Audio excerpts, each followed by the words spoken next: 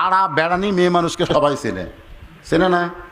খাটের উপর গল্প করতেছে চারজন, কে রে আমাকে পাড়ার মধ্যে সবচেয়ে সুন্দরী বউ কার?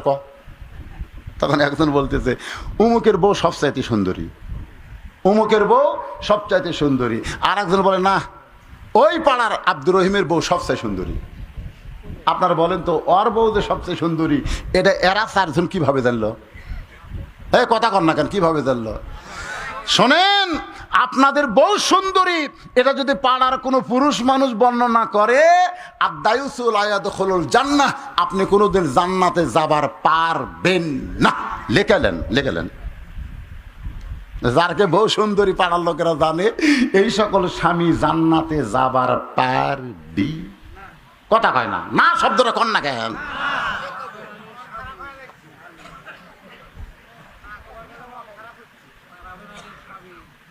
হ্যাঁ, মেয়ে মানুষের জন্য জোরে কোরআন শরীফ পড়া যায় না, জানেন? মেয়ে মানুষ মাগরিবের নামাজে, আমরা পুরুষ মানুষ মাগরিবের ফরজ 2 রাকাতে পারবো না কোরআন শব্দ পড়বার, এশার 2 রাকাতে পারবো না, ফজরের 2 রাকাতে পারবো না, কিন্তু মেয়ে মানুষ পারবে না। কারণ মেয়ে মানুষ জোরে কোরআন পড়লে পরপুরুষ যদি শুনবার পায়, ওর পর্দার খেলাফ হবে। তাহলে কোরআন শরীফ যদি পড়া না যায়, তাহলে আপনার বউ যে ঝগড়া করতেছে, গোটা পাড়ার লোকেরা জানতেছে উমুকের একটা বউ, বাবা রে, এই যারকে বউ ঝগড়া করে।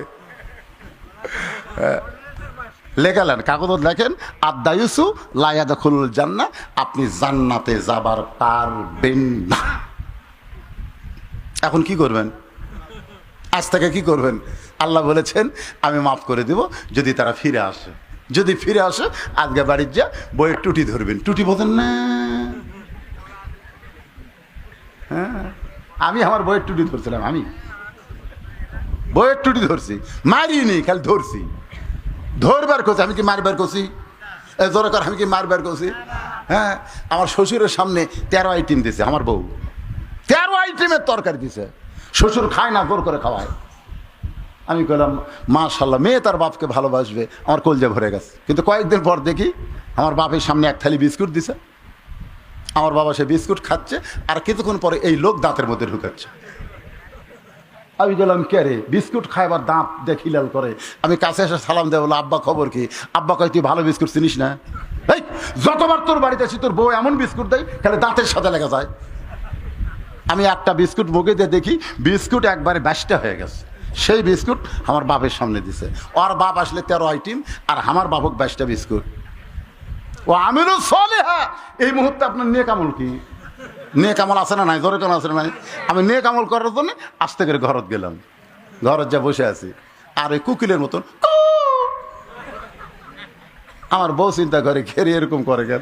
কাছে যে আইছে, আমি মুসকি হাসা ডাক দিলাম। আমি যে ঘরের মধ্যে আইছে, আস্তে করে ঘরের সিটকি তুলে দিছি।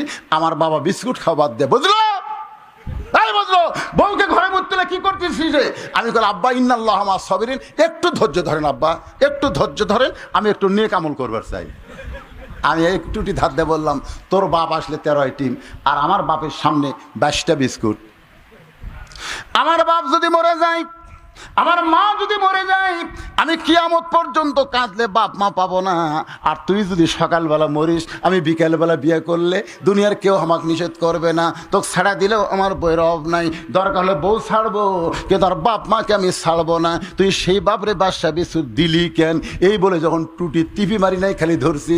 বউ কান্দার বলে, স্বামী গো, আজ যা বুঝবার পারছে আপনি আসল মানুষ, আপনি আসল মানুষ, আর ভেজাল চলবে না। আল্লাহর শপথ করে বললাম, আপনার বাপও যা আমার বাপও তাই। বউরে সাইডা দিলাম।